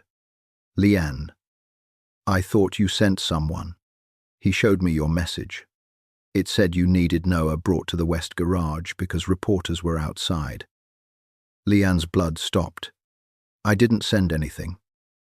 Across the room, Elias went still. "Mrs." Vale began to cry softly. "He was with me a minute ago. I only went to get his coat.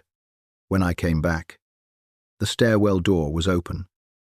The phone slipped in Leanne's hand. For a second, neither man breathed. Then a message arrived from an unknown number. A photograph filled the screen, Noah sitting in the back seat of a dark car. Eyes wide but dry. Small hands clenched around the strap of his backpack. Beneath it was one sentence. Come alone. Chairman Wen. If you want your heir returned. The address arrived 3 minutes later. It was not a warehouse. Not an abandoned pier. Not the kind of place Fear would have chosen if Fear had cared about drama. It was a private medical annex owned through 3 shell companies under the Wen family's charitable foundation. A building hidden behind cedar trees on the northern edge of the city. Its windows were narrow. Its security discreet. Its purpose respectable enough to avoid suspicion. Old families preferred clean rooms for dirty decisions. It made the paperwork easier afterward. Lian tried to follow Elias to the car. Elias stopped him with one hand against the elevator frame. No. The word was quiet, but not cold. That was why it hurt. 5 years ago. Elias had used command to exile him. Now he used it because terror had stripped him down to instinct. His face looked carved from ash under the basement lights.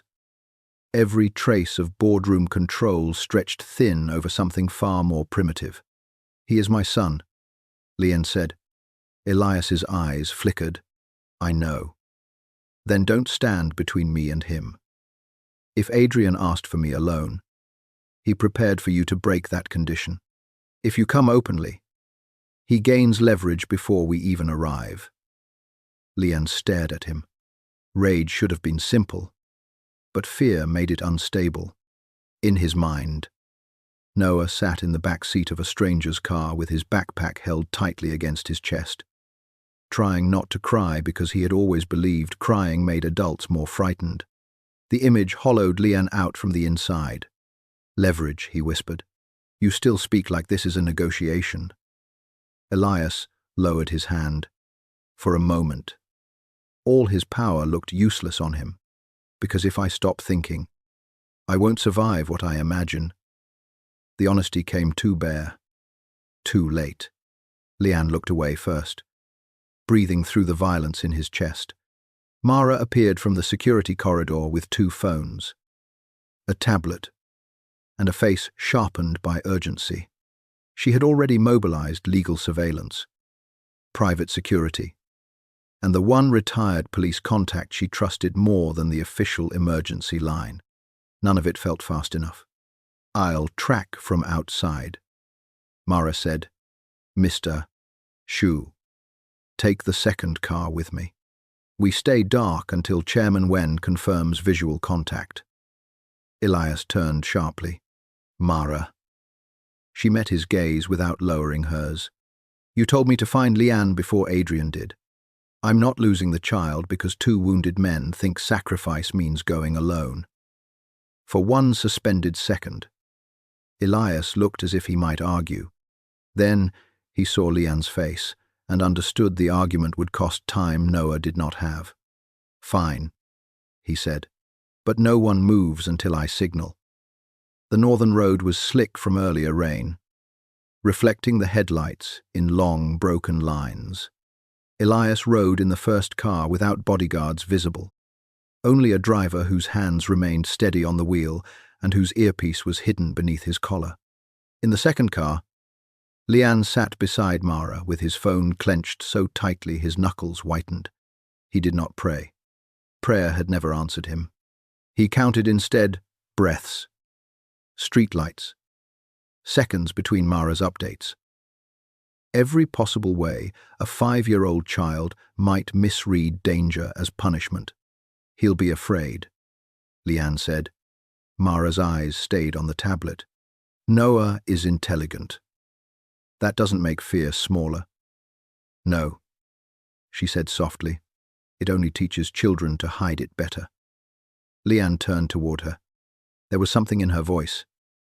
An old knowledge sealed beneath professionalism. Before he could ask, the lead car turned through iron gates half covered in ivy. The annex appeared beyond the trees, its white facade glowing under security lamps. It looked peaceful. That was the worst part. Inside, Adrian Wen waited in a consultation room, arranged like a family parlor. He sat near the window with one leg crossed, wearing a dark green suit and the mild expression of a man attending an unpleasant but necessary discussion. Noah was on a small sofa beside him, unbound, unharmed, but very still. His backpack rested on his knees. Two men stood near the door. Another waited by the medical cabinet. None had weapons visible. People like Adrian understood that visible violence was vulgar. Implied violence lasted longer. Noah's head lifted when Elias entered. For one fragile instant, his composure cracked. Mr. Van. Not Dad. Not yet. Not Father. Just the safest name the child knew for a man who smelled like home and danger at once. Elias stopped at the threshold. His eyes moved over Noah, quickly face. Hands. Posture. Breathing, then returned to Adrian. Let him leave.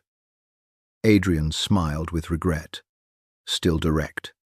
I always admired that. Though it does make you predictable. You wanted me here. I wanted you reasonable.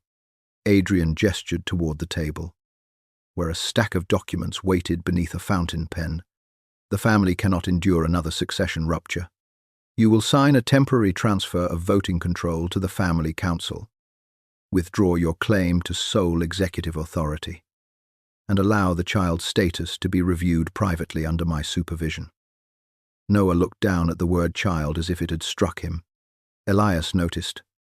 Something lethal passed behind his eyes, then vanished. No. Adrian Seahill. Elias. Don't make this theatrical. You know the law. An unregistered alpha heir with dominant traits can be placed under family guardianship if the current guardian is deemed unstable or compromised. Leanne is his guardian. Leanne is an Omega formerly accused of corporate espionage who hid a Wen bloodline child for 5 years. Adrian's voice remained gentle. That is how they will write it if you force them to. Elias said nothing. Adrian leaned forward slightly. You built the empire on control. Surely you understand why we cannot leave such a child outside it. The phrase, such a child, altered the room. Noah's fingers dug into his backpack strap. His eyes did not fill with tears. He looked smaller because he refused to. Elias saw that refusal, recognized too much of Leanne in it, and felt something inside him turn from fear into decision. Move away from him, Elias said. Adrian smiled. Sign first. The pen waited. Through the hidden earpiece, Mara's voice whispered once. We have audio. Keep him talking. Elias did not respond. His gaze remained on Noah. The child was watching him with a question he had no language for yet. Will you choose me? Will adults pay for me and later resent the price? Will I become the reason my dad suffers again? Elias crossed the room. The guards shifted. Adrian lifted one hand to stop them. Curious now. Elias did not go to the documents first. He lowered himself in front of Noah instead, one knee touching the polished floor. The movement undid the room. Elias Wen had not knelt before family elders, investors, grief, or God. Yet he knelt before a frightened child in a private annex and placed his bandaged hand palm up on the space between them. Not touching, only offering, Noah, he said quietly. Look at me. Noah's lower lip trembled once before he controlled it. Did I do something wrong? Elias's face changed. The fracture was brief. But Leanne saw it from the corridor, feed on Mara's tablet, and covered his mouth with his hand to keep from making a sound. No, Elias said. His voice roughened. You did nothing wrong. Adults failed you. I failed you. But you are not a mistake. And you are not a bargaining chip. Adrian's expression cooled. How moving. Elias did not look at him. I'm going to sign what he wants so you can leave this room. That does not mean he wins. It means you matter more than anything he can take. Noah stared at him. Even the big company.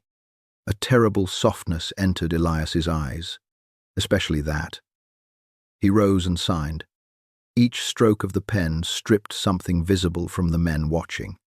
Adrian had expected rage, resistance, a negotiation he could tighten like wire. He had not expected surrender without pleading. He had not expected Elias to give up the core of Wen Group with the calm of a man setting down something already dead. The moment the final page was signed, Lian entered. He did not remember leaving the car. He did not remember Mara cursing softly behind him, or the security team moving through the service entrance after receiving her signal. He only saw Noah, and the next breath belonged to his son. Dad. Noah slid off the sofa and ran. Lian caught him so hard they both staggered. He pressed his face into Noah's hair, inhaling the living warmth of him, counting again, but differently now, heartbeat, breath, fingers clutching his coat, the small body trembling at last because safety had given fear permission to arrive. Elias stood beside the table, the signed documents still under his hand. Adrian's smile had vanished. This is a violation of terms. Mara stepped in behind Lian, holding up her tablet. Your terms were recorded. So was your threat regarding guardianship manipulation, your admission of succession interference, and the coercive transfer of corporate voting rights. The original leak files have also been recovered from your consultant's encrypted archive. For the first time, Adrian looked genuinely startled. It lasted only a second. One of the guards near the medical cabinet moved too fast. Later, Lian would remember the metallic glint, the sudden shout, Noah's fingers tightening in his coat. Elias moved before anyone else understood the direction of danger. He crossed the space between them and took the impact meant for the child, twisting his body so Noah and Lian were shielded behind him. The knife entered below his ribs. The room erupted. Security flooded in. Mara shouted orders. Adrian was forced against the wall, his composure broken into raw disbelief. Lian heard none of it clearly. He saw only Elias standing for one impossible moment, with blood spreading dark across his white shirt. His hand braced against the table, as if inconvenience, not injury, had interrupted him. Then Elias fell. At the hospital, time lost its sequence. There were white corridors, consent forms. Noah asleep in Mara's arms after crying himself silent, and Lian sitting with blood on his cuffs that no one had asked about. Surgery took 2 hours. The wound had missed anything fatal by less than an inch. The doctor called it luck. Lian looked through the glass at Elias lying pale beneath monitors and thought luck was a word people used when they could not bear to name debt. When Elias woke near dawn, Lian was beside him. The room was dim. The city outside washed grey by early rain. Elias turned his head slightly and seemed unsurprised to find him there, as if some selfish part of him had dreamed this outcome and woken ashamed of wanting it. Noah, he asked, with Mara, safe. Elias closed his eyes. The relief that passed over his face was naked enough that Lian had to look away. You signed everything, Lian said. Yes. For a document Mara could invalidate. I didn't know she could. Then why? Elias opened his eyes. In weakness, his gaze had lost its armor. Because I spent 5 years choosing pride over you. I wasn't going to spend 1 more second choosing power over him. Lian's hand tightened around the blanket edge. Don't make me grateful for a wound. I won't. Don't make this easy. I can't. Elias's breath caught faintly, pain moving beneath the medication.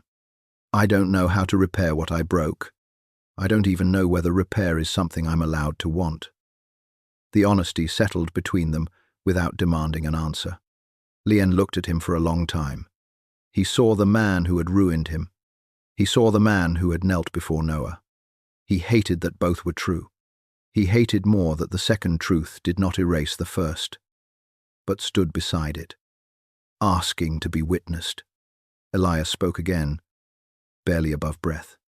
I believed the evidence because it was easier than believing someone could stay without wanting anything from me. I thought if you betrayed me, then losing you was justice. If you didn't, his voice thinned, then it was my fault. Leon's eyes burned. It was your fault. Yes.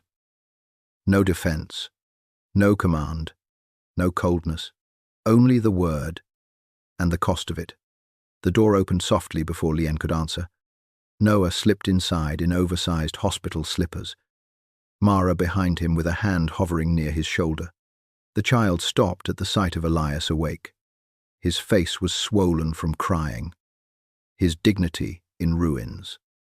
And still, he tried to stand straight. Elias turned his head. Noah. The child walked to the bed. For a moment, he only stared at the bandages beneath the hospital gown, the IV line, the frightening proof that adults could bleed too. Then he reached out and touched Elias's fingers. Dad, Noah said, very softly, as if testing whether the word would be allowed to live. Elias turned his face toward the window, but not before Leanne saw his eyes fill. Later, when Noah had fallen asleep in the chair and Elias had drifted under the medication again, Leon rose to adjust the blanket. A nurse had placed Elias's personal belongings in a cloth hospital bag near the cabinet. The corner of something grey showed beneath his folded suit jacket. Leon pulled it free. The scarf was old, carefully kept. The wool softened by years and memory. The same winter grey as the one folded at the bottom of Leon's own suitcase. The one he had thought only he had been foolish enough to keep. For a long while, he stood beside the hospital bed with the scarf in his hands, listening to the rain begin again against the glass. The first hearing was held on a morning without rain. Sunlight entered the courthouse through high glass panels, clean and almost indecently bright, falling over polished floors where reporters stood behind barriers and whispered into recorders. Leanne sat in the second row with Noah beside him, one hand resting lightly over the child's clasped fingers. Across the aisle, the Wen family occupied their seats like a row of carved statues, their grief for reputation far more visible than any remorse for harm done. Elias stood at the front with Mara and the legal team, dressed in black, still pale from recovery, but upright. Adrian Wen did not look at Noah when he entered. That, more than anything, told Leanne the man understood the case was already lost. People like Adrian could justify threats, forged records, coercion, and kidnapping as long as the victim remained an idea, an heir, an omega, a problem, a branch of inheritance growing in the wrong direction. But Noah was small and breathing and solemn in his pressed shirt, his shoes not quite touching the floor. No argument could make him less human once the room saw him. The proceedings took months. There was no single dramatic confession, no clean collapse of evil under one perfect piece of evidence.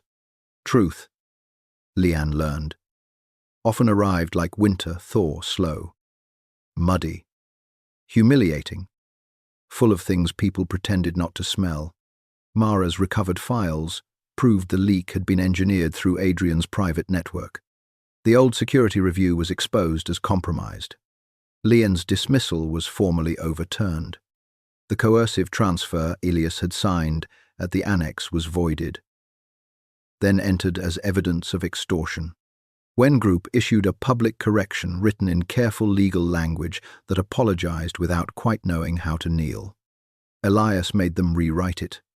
The second statement used Leanne's name. It said he had been wrongfully accused. It said internal power struggles had abused corporate procedure. It said Wen Group accepted responsibility for the harm caused by its failure to protect an employee. It did not mention love, pregnancy, rain, or the 5 years a child spent outside his father's life. No public statement could hold those things. Still, when Leanne read it alone in the kitchen of his temporary apartment, he sat down before his knees could fail and covered his eyes with one hand. Noah found him there. "Are you sad?" the child asked. Leanne lowered his hand. "A little." "Because they said sorry." "Because they said it too late." Noah climbed into the chair opposite him.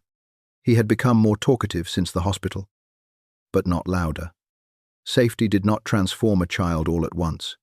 It only gave him permission to test where silence was no longer required. He studied Leanne for a long moment, then pushed the tissue box across the table without comment. Leanne laughed softly despite himself, and the sound became something close to tears. Elias did not ask them to move in. That was the first thing he did correctly.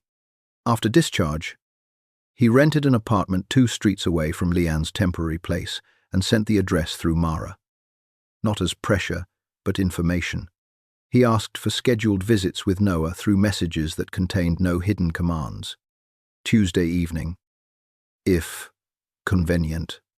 Saturday morning, only if Noah wants. I can wait downstairs. The old Elias would have considered such wording inefficient. This Elias typed each sentence as if any careless word might become another locked door. Leanne allowed the first visit in a public park.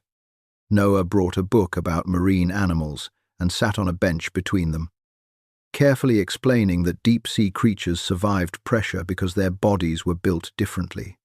Elias listened with a seriousness that made nearby parents glance over twice. He asked questions. Not the false, bright questions adults used when pretending interest, but exact ones that made Noah's eyes sharpen with pleasure. "So the pressure doesn't crush them because there is no empty space inside?" Elias asked. Noah nodded. "Mostly. Empty space is dangerous." Leanne looked away. Elias heard the sentence too. For a moment, neither man spoke. The wind moved through the park trees, scattering small yellow leaves over the path. Noah continued reading.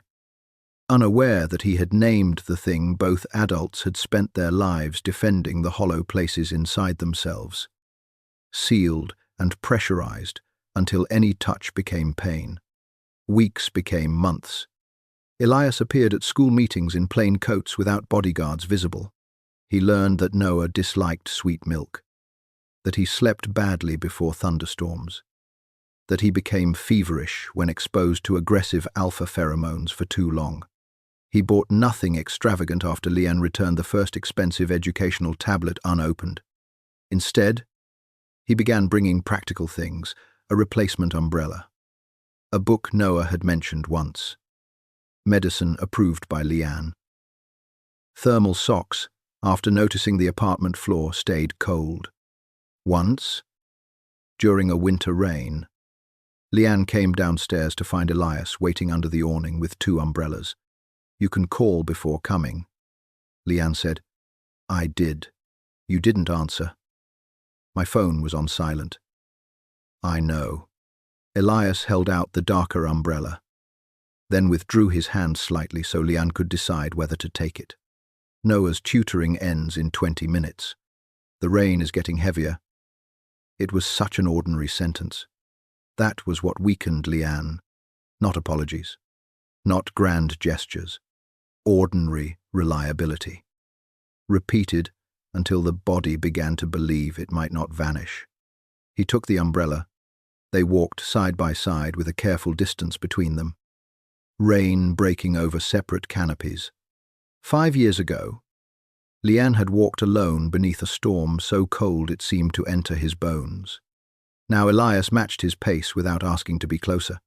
At the school gate, Noah ran toward them, saw both umbrellas, and slowed as if deciding something important. Then he stepped beneath the space between them, one shoulder under Leanne's umbrella, the other under Elias's. Neither adult moved away.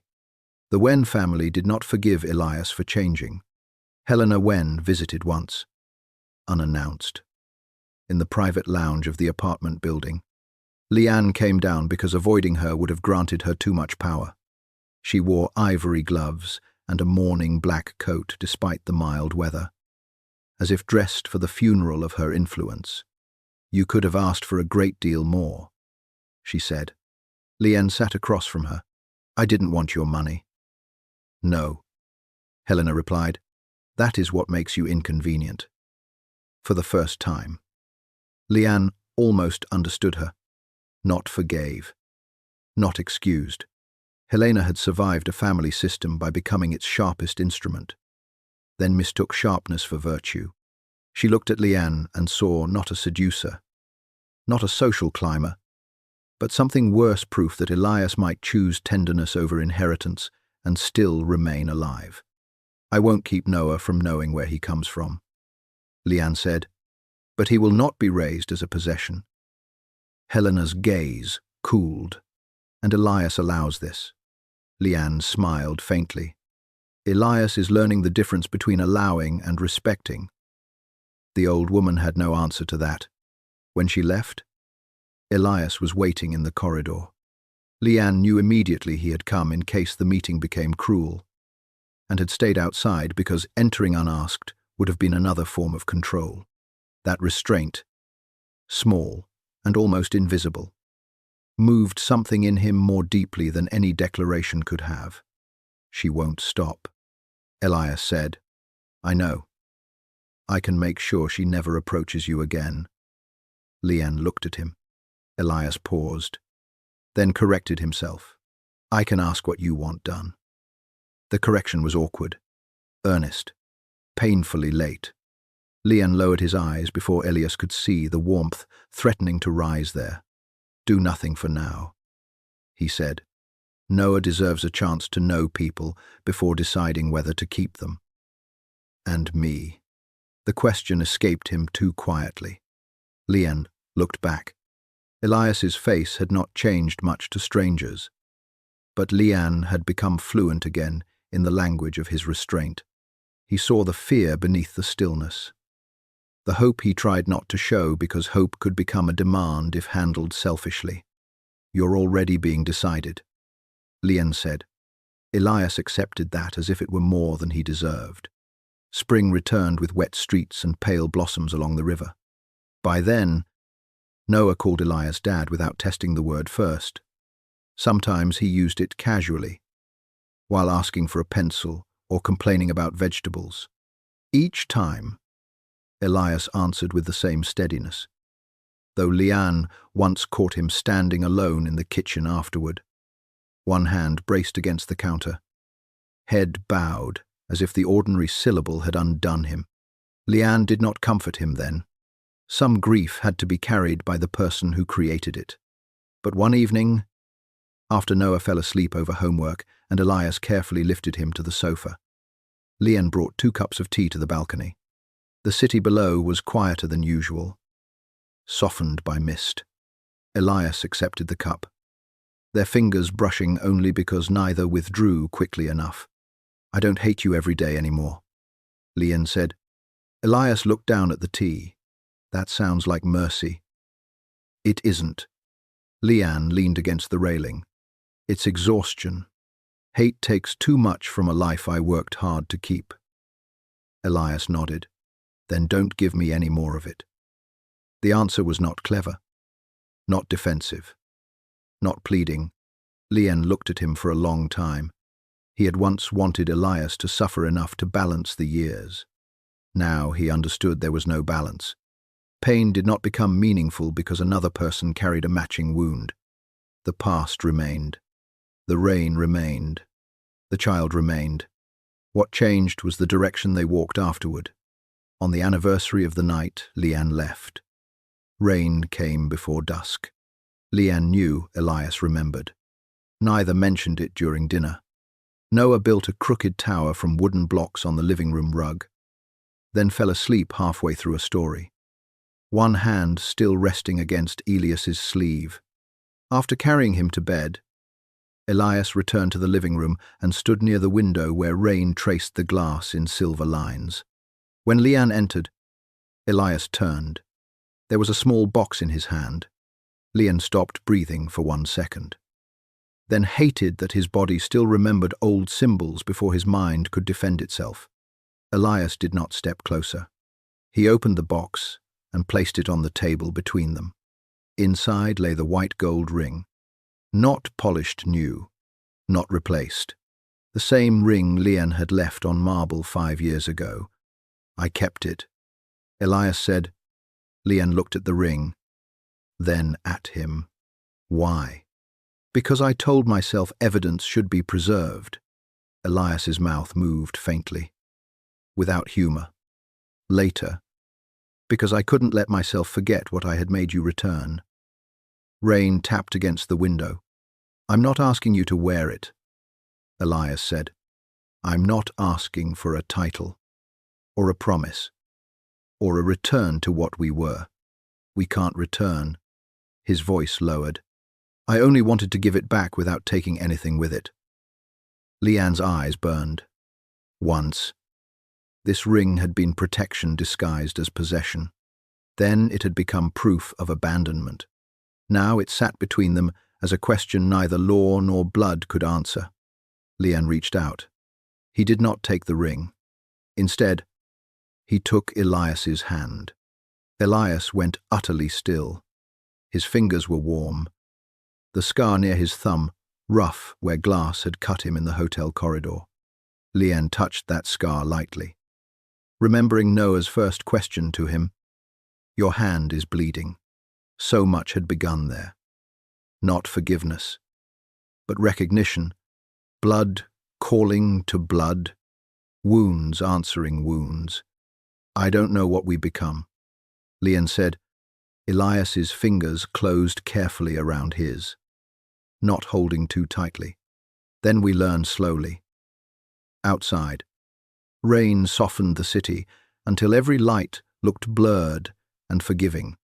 Years later, Noah would remember that apartment as the place where adults finally stopped lying with silence. He would remember 2 grey scarves folded together in a drawer. One ring kept in a wooden box until the day Lian chose to wear it on a chain beneath his shirt. Close to his heart but not displayed for the world. He would remember Elias learning to cook badly, Lian laughing in spite of himself, and rain no longer meaning departure. And on one quiet evening in the coastal city where they had once hidden, the 3 of them walked home beneath one umbrella. No empire followed. No cameras waited. No family elders called from behind polished doors. There was only Lian's shoulder brushing Elias's, Noah walking between them with his hands held by both, and the rain falling gently around them, not as punishment, not as memory, but as weather. This time, no one was left behind.